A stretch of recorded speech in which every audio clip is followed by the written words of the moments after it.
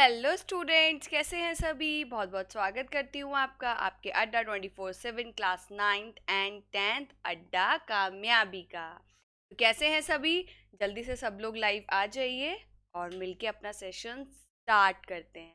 जैसे कि आप सभी को पता है कि अब हम क्लास 9th की हिंदी स्टार्ट कर चुके हैं। परेशान होने की बिल्कुल भी ज़रूरत नहीं है। सब बच्चे परेशान होते थे कि क्लास 9th के बैच कब से स्टार्ट होंगे या क्लास 9th की हिंदी कब से स्टार्ट होगी। तो बिल्कुल परेशान होने की ज़रूरत नहीं है। मेरे साथ जुड़ जाइए और मिलकर हम अपना 9th का कोर्स जल्दी से ख़त्म कर लेंगे। ठीक है, तो कौन कौन लाइव आ गया है जल्दी से कमेंट करके मुझे बताइए। प्लीज़ कमेंट करना बिल्कुल भी मत भूलना। एक कमेंट ही एक ऐसा कनेक्शन होता है जिससे कि टीचर और स्टूडेंट आपस में कनेक्टेड फील करते हैं, है ना। आप मुझसे कुछ पूछेंगे तो मैं आपको बता पाऊंगी, है ना। मैं आपसे कुछ पूछूंगी तो आप उसको कमेंट करके आंसर दे सकते हैं। और एक बहुत ही गुड न्यूज़ अड्डा कामयाबी का, है ना। तो अड्डा क्लास 9th एंड 10th पे अड्डा 24/7 पे आपका आरंभ बैच तो ऑलरेडी चल रहा था, है ना, फॉर क्लास 10th, जिसमें एसएसटी 2 बजे, मैथ 3:30 बजे, हिंदी 5 बजे और साइंस 7 बजे और इंग्लिश 8 बजे होता था।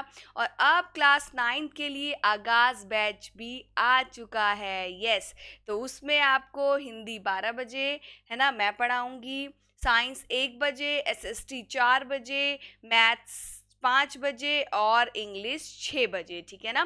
तो ये सारे टाइमिंग्स नोट कर लीजिए, अपने फ्रेंड्स लोगों को बता दीजिए कि क्लास 9th और 10th का अड्डा 24/7 पे बैच स्टार्ट हो गए हैं। 10th के बैच का नाम है आरंभ और 9th के बैच का नाम है आगाज। ठीक है, तो देर ना करते हुए हम आगे बढ़ते हैं। तो आज हम क्या पढ़ने वाले हैं पहले ये डिस्कस करते हैं।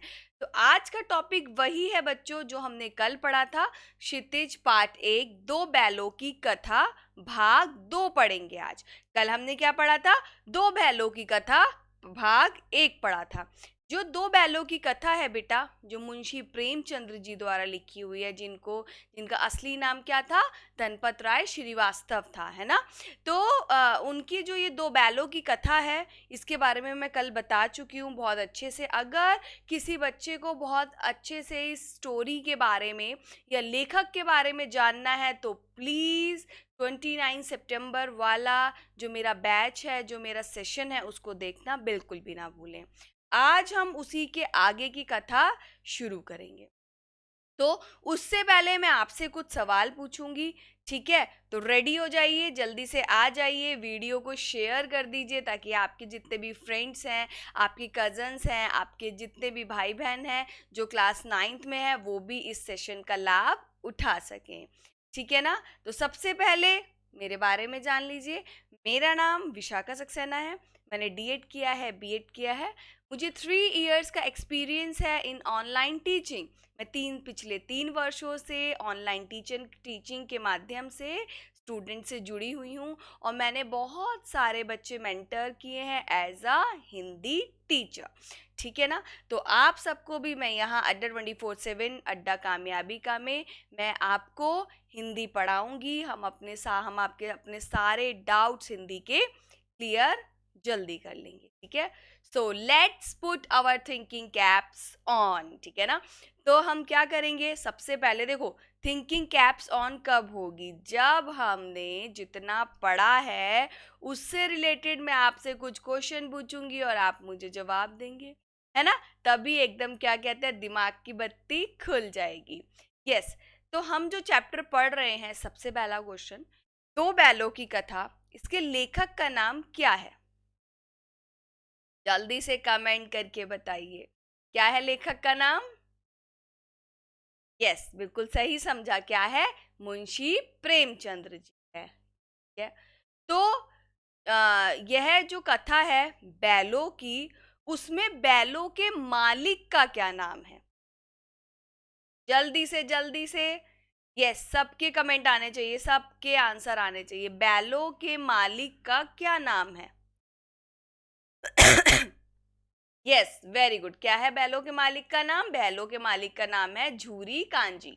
ठीक है ना। झूरी कांजी उसका पूरा नाम है, कभी मतलब पाठ में झूरी कहा गया है, कभी उसको कांजी कहा गया है।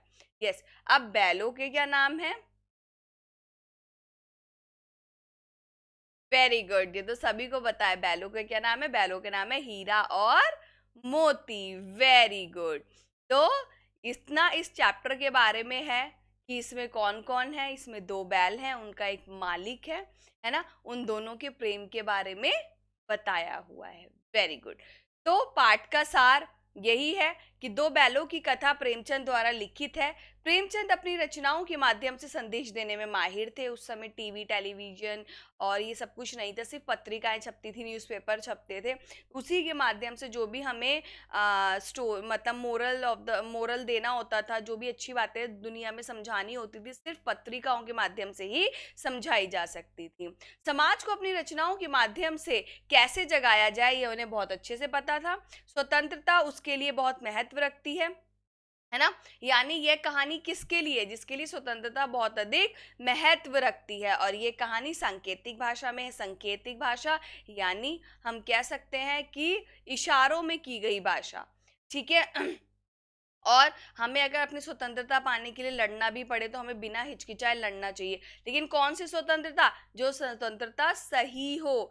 ये नहीं कि गए और अपनी मम्मी से लड़ने लगे, पापा से लड़ने लगे, हमें स्वतंत्र कर दो, हमें स्वतंत्र कर दो। नहीं, ये गलत बात है। यानी जब हम किसी चीजों में फंसे हों और हमें लगे कि हमारे साथ अन्याय हो रहा है, तब हमें स्वतंत्रता के प्रति जरूर आवाज उठानी चाहिए, ठीक है ना। तो दो बैलों की कथा के माध्यम से लेखक अपने विचार रखते हैं और वे ये बताते हैं कि वे जो दो बैल हैं वे अपनी स्वतंत्रता पाने के लिए कितना अधिक संघर्ष करते हैं। और ये जो कहानी है, दो बैलों के बीच कैसा संबंध है, कैसा उन दोनों में प्यार है, इसके बारे में बताई हुई है। तो कल हमने क्या पढ़ा था, एक बार उसकी पुनरावृत्ति कर लेते हैं। तो जूरी खान जी के दो बैल थे, हीरा और मोती। दोनों देखने में बहुत सुंदर थे, काम में चौकस थे, ढील में ऊंचे थे, मतलब काम बहुत अच्छे से करते थे और खूब ऊंची ऊंची हाइट के थे। दोनों बैलों में आपस में बहुत अधिक प्रेम था। वे अपने मालिक से भी प्रेम करते थे और झूरी भी उनका बहुत अधिक ध्यान रखता था। हीरा और मोती मूक भाषा में एक दूसरे से बात करते थे, इशारों इशारों में, कभी सींग हिला के, कभी मुंह से, है ना, कभी एक दूसरे को चाट चाट के अपना प्यार व्यक्त करते थे। झूरी का साला गया आया एक दिन और दोनों बैलों को अपने घर ले गया, है ना। और दोनों बैलों को घर ले गया, उनको खाना डाला, उन्होंने खाना वाना कुछ नहीं खाया और वह दोनों वहां से रस्सियां तोड़कर भाग जाते हैं, ठीक है। तो इसके आगे की कहानी हम आज पढ़ेंगे। जिसने इसका भाग एक नहीं देखा है वो प्लीज जाकर प्लेलिस्ट में इसका पहला भाग देख सकते। तो स्टार्ट करते हैं। कौन कौन आ गया ऑनलाइन जल्दी से बताइए, तो मिलके हम स्टार्ट करते हैं। यस। तो झूरी प्रातःकाल सोकर उठा तो देखा कि दोनों बैल चरनी पर खड़े हैं। चरनी क्या होती है? जहां पर उनको बांधा जाता है और खाना दिया जाता है, ठीक है, उस जगह को चरनी कहते हैं। चरनी पर खड़े हैं। दोनों के गर्दनों में आधा आधा गराव लटका हुआ है। गराव मतलब जिससे कि वे बंधे हुए थे। एक खूंटा सा होता है ना, जो लकड़ी का बना देते हैं तो वो भी लटके हुए थे, क्योंकि वो इतनी तेज रस्सी तोड़कर भागे थे कि वो उनके गले में ही लटके रहे हुए भाग आए। घुटने पर पांव, घुटने तक पांव कीचड़ से भरे हैं, है ना। और दोनों की आंखों में विद्रोह में स्नेह झलक रहा है, यानी विद्रोह के साथ कि हमें क्यों भेज दिया, है ना, ऐसा, लेकिन फिर भी स्नेह भरी झलक दिखाई दे रही है। यानी वे नाराज भी हैं और जो वापस आ गए हैं इसके लिए वे स्नेह भी प्रकट कर रहे हैं। झूरी बैलों को देखकर स्नेह से गदगद हो गया। स्नेह से गदगद होना यानी बहुत अधिक खुश हो गया। दौड़कर उन्हें गले लगा लिया। प्रेम लिंगन और चुंबन का वह दृश्य बड़ा ही मनोहर था। यानी जैसे ही झूरी ने जाकर दोनों बैलों को गले लगाया तो देखने वाले लोग बहुत अचंभित हो गए थे कि कैसे, जैसे एक इंसान इंसान से प्रेम प्रदर्शित करता है, वैसे ही झूरी जो है अपने दोनों बैलों से और बैल झूरी से प्रेम का प्रदर्शन कर रहे थे। घर और गांव के लड़के जमा हो गए और तालियां बजा बजा कर स्वागत करने लगे। सबको बहुत अच्छा लगा और सब हीरा मोती का स्वागत करने लगे। गांव के इतिहास में यह घटना अभूतपूर्व ना होने पर भी महत्वपूर्ण थी। अभूतपूर्व यानी पहले ऐसी कोई घटना नहीं हुई थी लेकिन नहीं हुई थी तब भी यह घटना बहुत अधिक महत्वपूर्ण थी। बाल सभा ने निश्चय किया, यानी बाल सभा ने, बच्चों की टोली ने निश्चय किया, दोनों पशुओं को वीर वीर का अभिनंदन पत्र देना चाहिए। अभिनंदन पत्र यानी जो ये वीरता का काम किया है कि वहां से भाग के और अपने घर लौटाना, तो ये किसी वीरता से कम नहीं है। तो इसके लिए उन्हें अभिनंदन पत्र दिया जाएगा, उन्हें मतलब उनका सम्मान किया जाएगा। तो क्या हुआ सम्मान में? कोई अपने घर से रोटियां लाया, कोई गुड़ लाया, कोई चोकर लाया, कोई भूसी लाया, यानी उन लोगों की पार्टी का सामान लेकर आए। एक बालक ने कहा, ऐसे बैल किसी के पास भी ना होंगे, है ना, जैसे बैल ये हैं ऐसे तो किसी के पास भी नहीं होंगे। दूसरे ने इस बात का समर्थन किया, इतनी दूर से अकेले चले आए हैं, है ना, गया के घर से वे अकेले आ गए थे। तीसरा बोला, बैल नहीं है, वे उस जन्म के आदमी हैं, यानी बैल नहीं है, ये सिर्फ बैल का रूप लिए हैं, लेकिन इनका दिमाग, दिल और इनका सब कुछ क्या है, आदमी जैसा है। इसका प्रतिवाद करने का किसी को साहस नहीं हुआ, यानी इस बात का प्रतिवाद करना, यानी इस बात को काटने का किसी का भी साहस नहीं था, क्योंकि सभी इस बात से सहमत थे।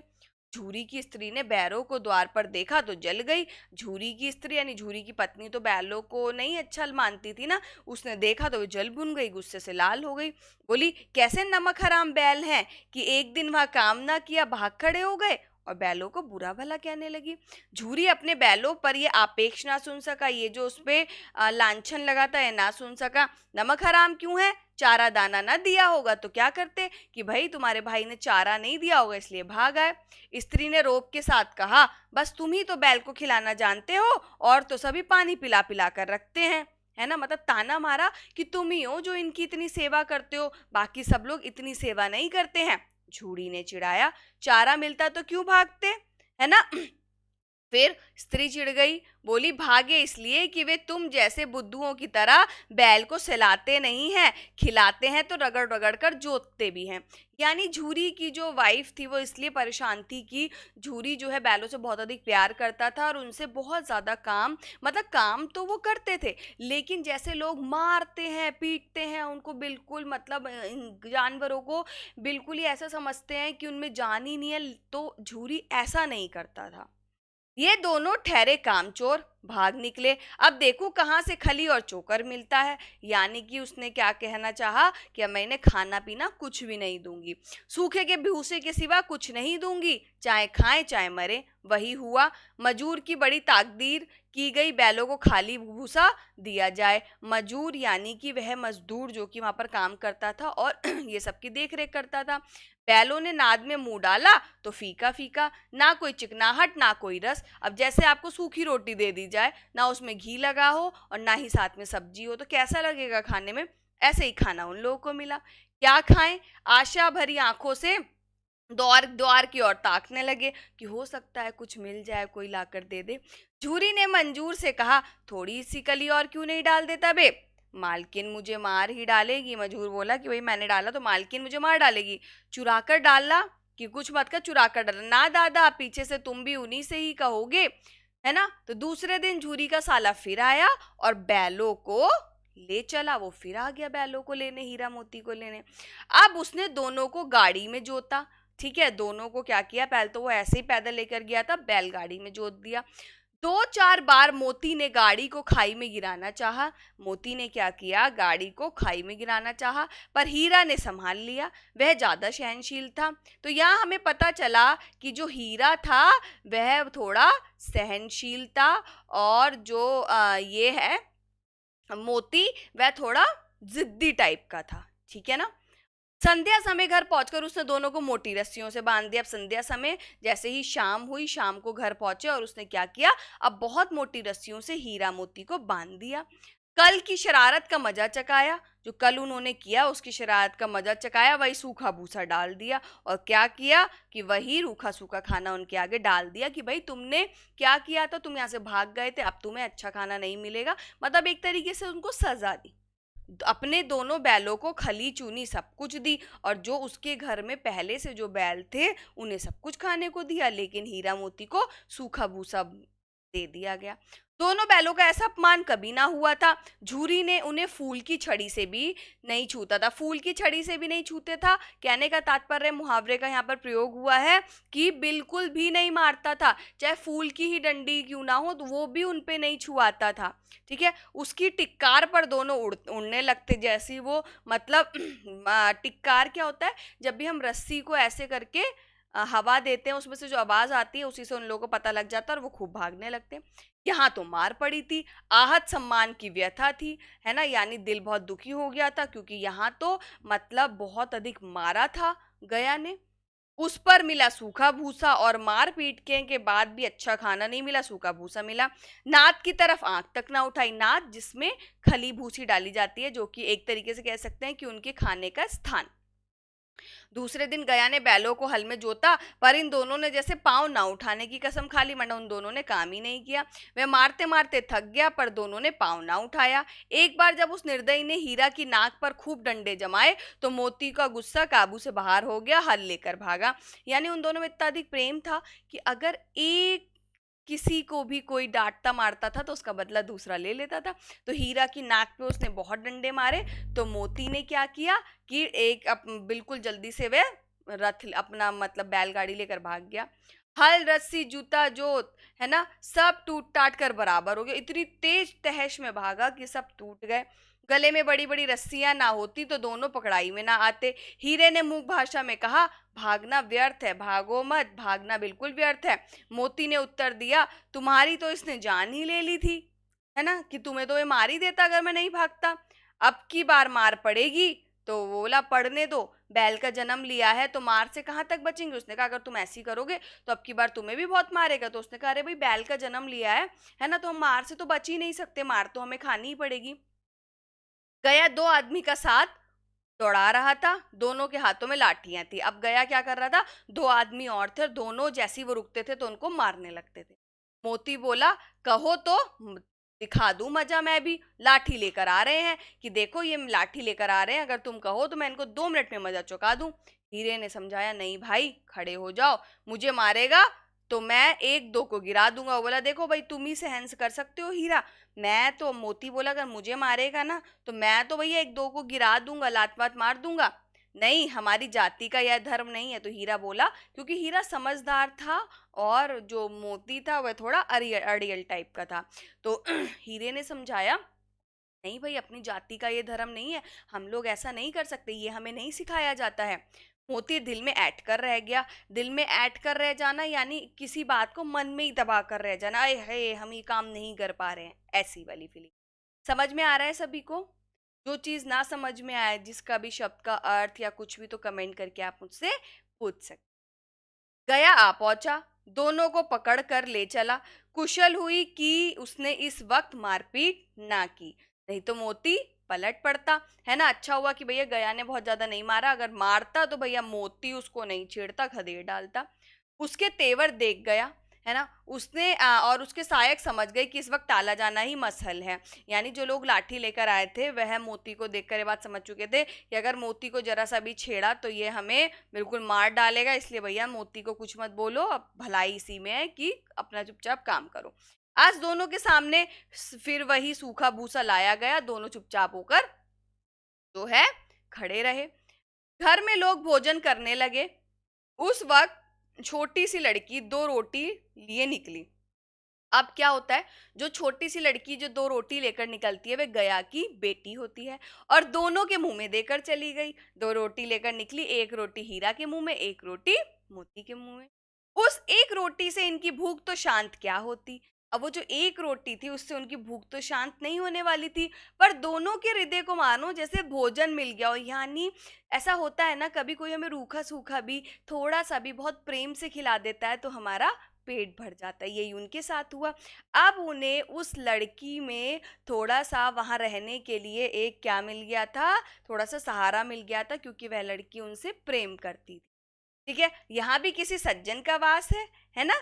लड़की भैरव की थी, भैरव की थी यानी कि गया का नाम भैरव भी था। उसकी माँ मर चुकी थी, सौतेली माँ उसे मारती रहती थी, इसलिए इन बैलों से एक प्रकार से आत्मीयता हो गई थी। अब उसके साथ भी यही था, उसकी अपनी माँ नहीं थी, उसकी सौतेली माँ थी, वह उसे मारती रहती थी।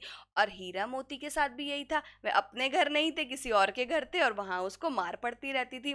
तो एक तरीके से दोनों लोग जो थे मतलब वो लड़की और हीरा मोती एक ही चीज से गुजर रहे थे, इसलिए वह मतलब उस लड़की की हीरा मोती से बहुत अधिक आत्मीयता हो गई थी। अब क्या होता, दोनों दिन भर जोते जाते, डंडे खाते अड़ते, शाम को थान पर बांध दिए जाते, है ना। ये सब चलने लगा, दोनों दिन भर उसको उनको जोता जाता, खूब मारा जाता, पीटा जाता और रात को एक जगह बांध दिया जाता। रात को वही बालिका उन्हें 2 रोटी खिला जाती। प्रेम के इस प्रसाद की बरकत थी कि 2-2 गाल सूखा भूसा खाकर भी दोनों दुर्बल ना होते। यानी सूखा भूसा मिलता था, लेकिन जो लड़की वह 2 रोटी दे जाती थी उससे जैसे उन्हें तृप्त हो जाते थे।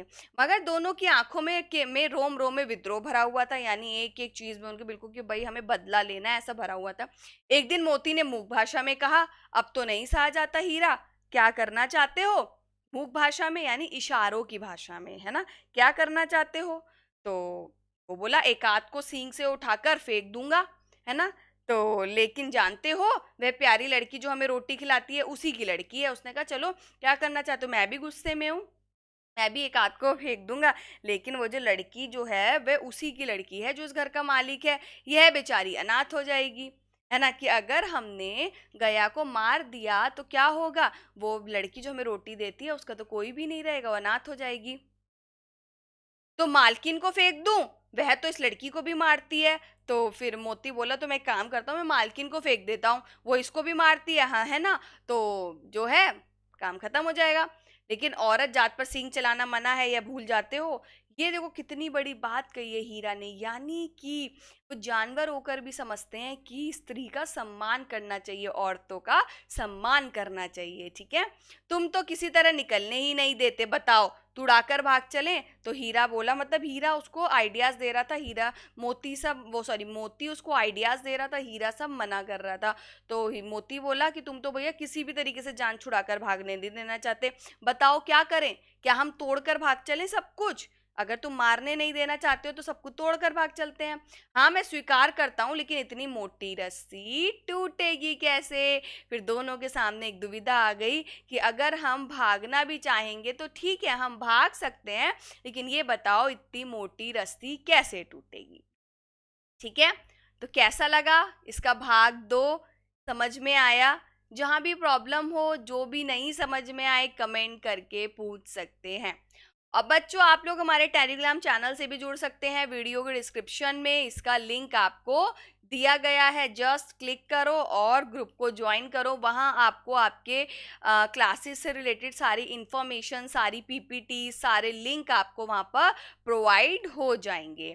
ठीक है, तो अब हम रिकैप करते हैं, इसकी पुनरावृत्ति करते हैं जो हमने पढ़ा। हमने क्या पढ़ा कि हीरा और मोती झूरी के पास आ जाते हैं घर पे, सब देखकर बहुत खुश होते हैं, गांव वाले तो अचंबा मानने लगते हैं। फिर क्या होता है, उसकी बीवी चिढ़ जाती है और उनको सूखा मूखा खाना देती है। अगले दिन उसका भाई फिर आ जाता है और उनको अपने साथ हल में जोत के ले जाता है, खूब मारता है, खूब पीटता है और रूखा सूखा खाना देता है। अब ये जो है प्रथा चली गई थी, रोज उनसे खूब काम कराया जाता था, मारा जाता था, रूखा खाना दिया जाता था।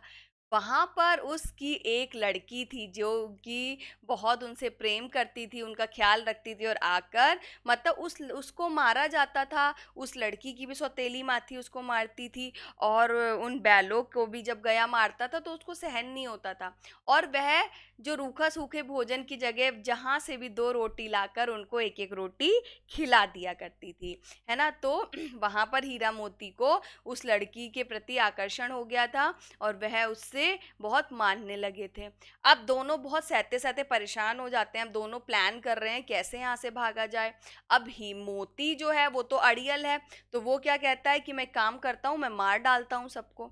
तो हीरा समझाता है कि नहीं, अगर हम मार देंगे तो वो लड़की अनाथ हो जाएगी, हमें ऐसा कुछ भी नहीं करना है। फिर मोती बोलता है तो मैं उसकी माँ को मार देता हूँ, है ना, वो उसको भी तो परेशान करती है। तो वो हीरा बोलता है कि नहीं, औरत जात पर सींग नहीं चलाते हैं। दोनों मिलकर यही देख रहे हैं कि क्या करा जाए। अब वह ये प्लान कर रहे हैं कि हम दोनों मिलकर ये रस्सियां तोड़ देंगे। ठीक है, तो आज हमने कहाँ तक पढ़ा कि वह रस्सियां तोड़ने वाले हैं। ठीक, अब हम पढ़ेंगे कल इसके भाग 3 में दोपहर 12 बजे। इतनी कहानी जो कि हमने 2 दिन में पढ़ी है, 2 बैलों की कथा भाग 1, 2 बैलों की कथा भाग 2, अगर किसी को ना समझ में आई हो तो प्लीज़ प्लीज़ प्लीज़ कमेंट ज़रूर करें, है ना। मेरा पढ़ाया हुआ आप लोगों को कैसा लग रहा है और कैसे पढ़ना चाहते हो, ठीक है ना। कौन से टॉपिक्स हैं जो जल्दी करना चाहते हो, जो भी आपकी हिंदी से रिलेटेड समस्याएं हैं प्लीज़ कमेंट बॉक्स में बताओ, ताकि मुझे आपकी चीज़ें पता लगे और उस तरीके से हम मिलजुल कर आगे बढ़ें। ठीक है ना, तो थैंक यू सो मच। और अड्डा क्लास 9th एंड 10th को लाइक करो, कमेंट करो, शेयर करो, चैनल को सब्सक्राइब करना बिल्कुल भी नहीं भूलना है। मेरी वीडियोस को प्लीज़ प्लीज़ प्लीज़ शेयर ज़रूर करें, ताकि सभी को पता चल सके कि अब हिंदी की क्लास भी आपकी स्टार्ट हो गई है। ठीक है ना, तो मिलते हैं अपने नेक्स्ट सेशन में। तब तक के लिए bye bye, take care. Like ज़रूर करना, कमेंट ज़रूर करना और अपने फ्रेंड सर्कल में मेरा वीडियो शेयर ज़रूर करना। तो मिलते हैं अपने नेक्स्ट क्लास में। Bye bye, take care.